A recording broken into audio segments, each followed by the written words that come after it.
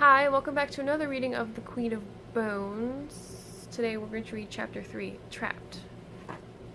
My neck hurts worse than my swollen face. The punch must have wrenched it. Lucky it isn't broken. It hurts to turn my head. It hurts to chew or swallow. It hurts to change direction or move quickly. Add that to the pain in my hips, and I'm a complete basket case. I'm sitting here staring at my dead friend Lizzie. The worst kind of death. I can't bear to think about it, but I picture it anyway.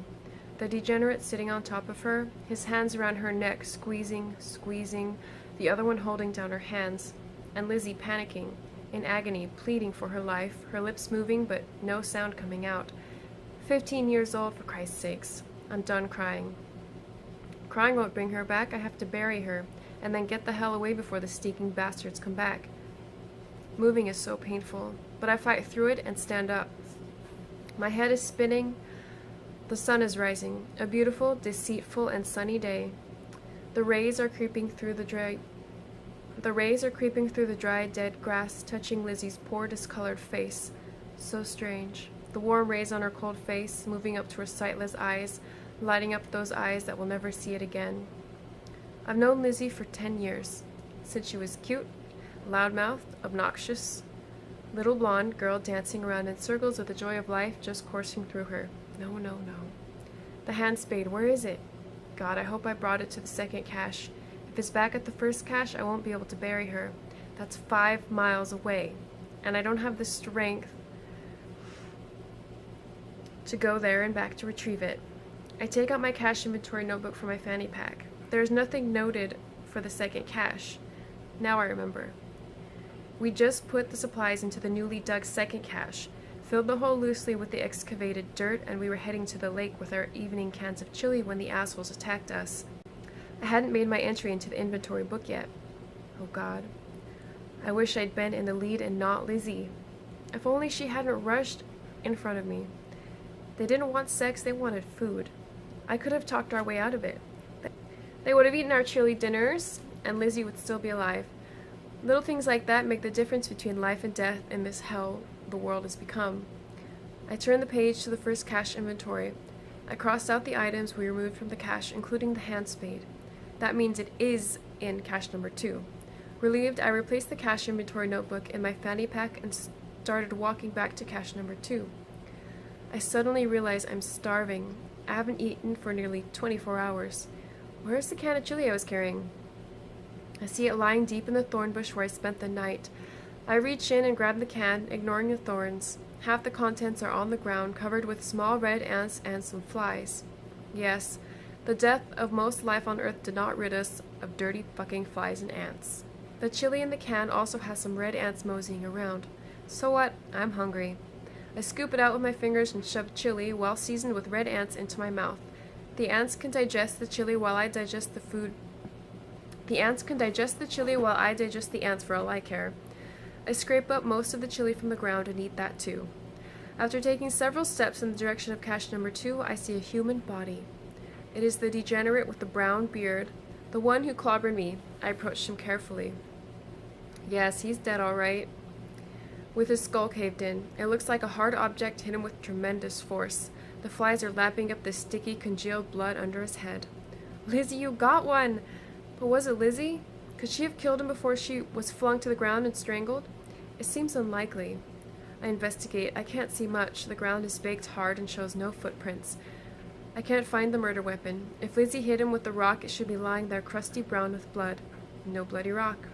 Maybe the two thugs got into a deadly fight after killing Lizzie. Or maybe they hadn't silenced Lizzie's screams in time and they had visitors. That would explain one thing that's been puzzling me. Why didn't they come back for me, or at least for my spilled chili?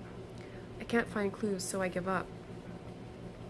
Reaching the second cache to retrieve my shovel, I decide to fill my backpack with supplies for my journey to the future third cache. This time I update the inventory book before I fill the hole and stamp the dirt down. Tight. I have no heart for traveling today, and no body for it either after burying Lizzie. The daily chore is to move the supplies westward. From the beginning, when the three of us planned this trip, we knew we had to provide ourselves with supplies. Otherwise, if we find nothing in Seattle or get cut off trying to return, we might starve before making it back to the fallout shelter. But oh, what a tedious, repetitive chore. Now the only person doing the work is a 112-pound crippled weakling with a sore neck. My loneliness is awful. I have half a mind to creep back to the fallout shelter and hole up there until the next sun throb sends me to join my family and friends. No, I have to keep going. Dad didn't raise a quitter. I push through the thick grove of trees bordering the north end of Lake Sammamish. This whole area, Merrymore Park, is now being reclaimed by the wilderness. I finally see the Sammamish River on my left side. We've always called it the Sammamish Slough. The next phase of my journey is along the slough, which makes traveling doubly dangerous. The slough is narrow, and there will be a risk of degenerates traveling along either bank.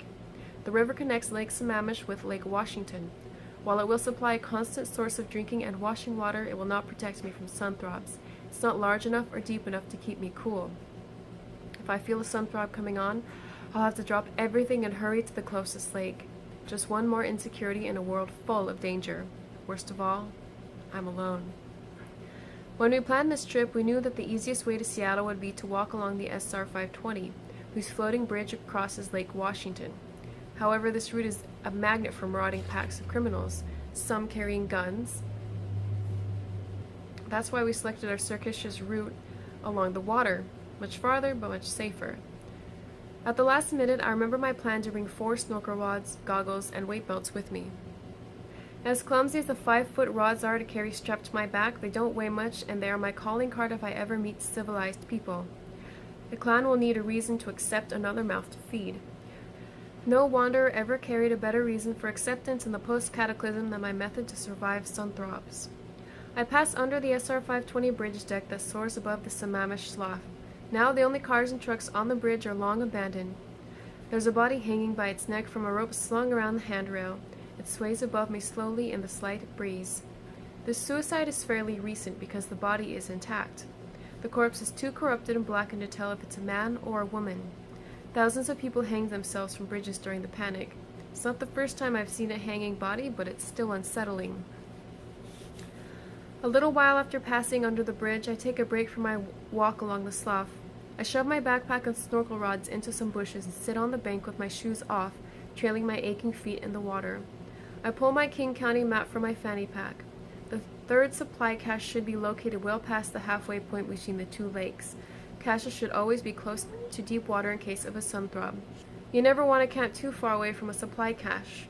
A slight breeze is swaying the desiccated branches of the trees lining the south bank of the slough.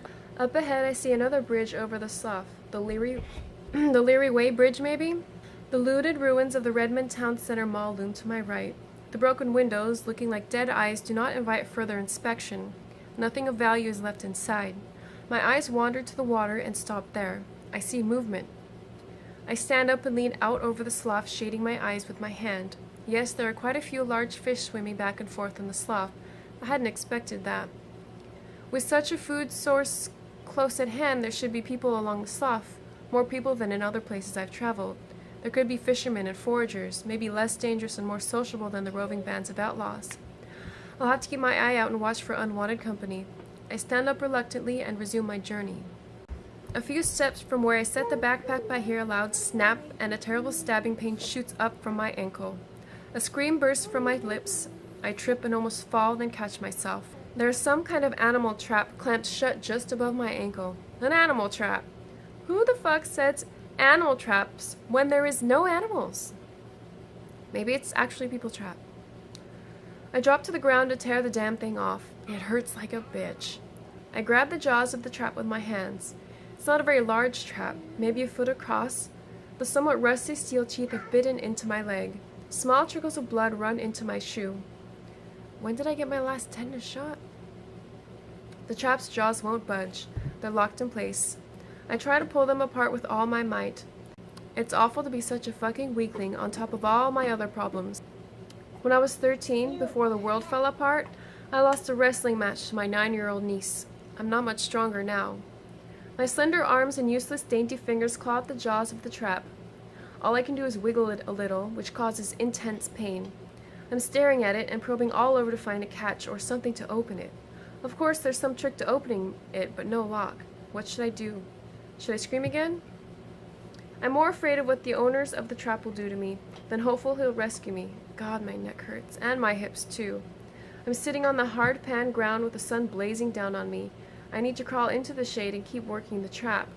I see there's a pretty... Don't drink that. I see that there's a pretty thick chain attaching the trap to the base of a nearly lifeless alder sapling. It's fastened to the tree with a padlock. The chain is about 5 feet long, not long enough to let me get to the shade, not long enough to let me get to my backpack either, or to the slough for a drink of water. Only long enough to allow me to sit under the sweltering sun. I start tugging on the chain like a madwoman. No, it's not going to come off the trap, and it's not going to break free from the tree. I'm stuck here.